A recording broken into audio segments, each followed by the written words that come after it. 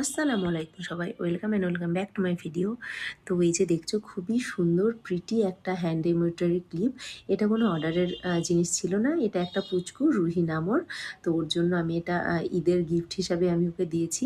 খুবই সুন্দর হয়েছে এটা। আর এটা আমি ফার্স্ট টাইম বানিয়েছি, এর আগে আমি কোনোদিন এই এক্সারসাইজটা বানাইনি। তো আমি এটা বানানোর জন্য ক্যানভাস যে ক্লথগুলো হয়, তো ওগুলো আমি নিয়ে নিয়েছি। আর ওতে আমি এই যে রেড কালারের হিট ইরেজেবল পেন দিয়ে আমি এটাতে পুরো ড্র করে নিয়েছি। তো এটা ড্র করার পরে তারপরে আমি এখানে স্টিচ করা শুরু করে দিয়েছি। আর এদিকে আমি একটা অলরেডি আমি একটা পার্ট মানে একটা ক্লিপের কাজ পুরো করে নিয়েছি। তো ওই ভিডিওটা অ্যাকচুয়ালি আমি রিলস করার জন্য ভার্টিক্যালে ভিডিওটা করবো বলে ওটা আমি করে নিয়েছি। আর একটা আমি করছি এই হরিজন্টালি, এটা লং ভিডিওর জন্য করছি।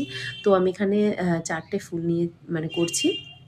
আর এগুলো আমি রোজ করছি, রোজ ফ্লাওয়ার। আর এখানে আমি দুটো কালারের ফ্লাওয়ার করছি। একটা এই যে একটু ডিপ পিঙ্কের করছি, আর একটা লাইট পিঙ্কের মানে বেবি পিঙ্কের আমি এখানে করেছি। আর এই যে বেবি পিঙ্কটা আমার এখানে করা হয়ে গেছে। তো এখানে আমি 4টে ফুল কমপ্লিট করে নিয়ে তারপরে আমি যে পাতাগুলো করব সেগুলো আমি এখানে ড্র করে নিয়েছি।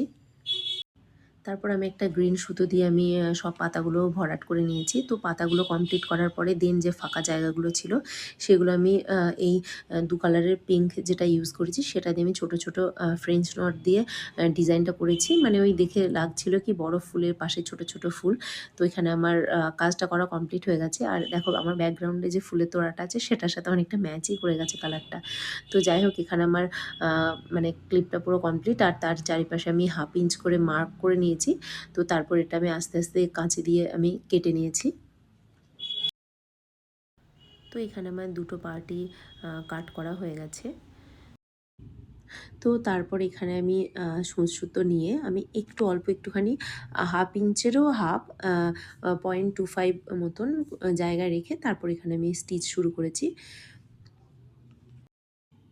আর এখানে আমি এই যে স্টিচিং যে লেন্থগুলো আছে এগুলো একটু বড় বড় করে দিয়েছি, কারণ ওগুলো আমাকে আবার টানতে হবে সুতোটা ধরে।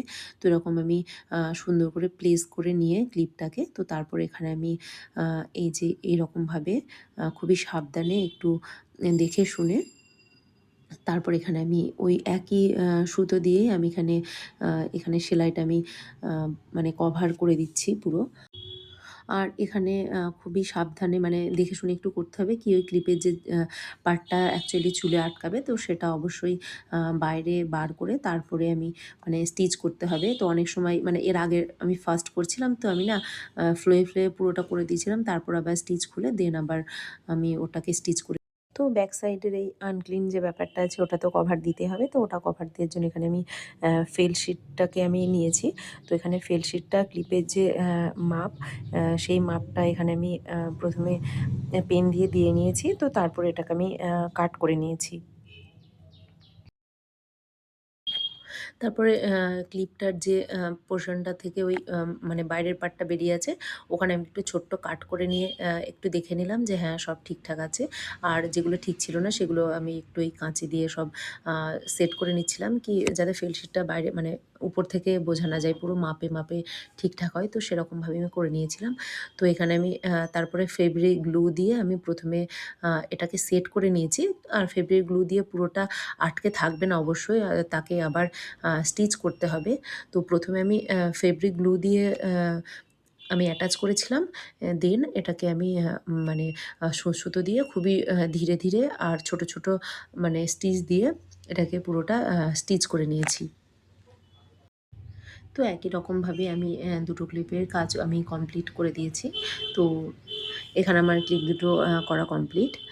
আর এখানে আমি আমার কাছে মানে প্রপার অ্যাক্সেসরিজ দেওয়ার মতন যে জিনিসগুলো সেগুলো আমি নেই। তো এই জন্য আমি একটা আর্ট পেপার কেটে তার উপরে আমি কাট লাগিয়ে আমি এটা এখানে সেট করেছি আমি বাচ্চাটাকে দেওয়ার জন্য।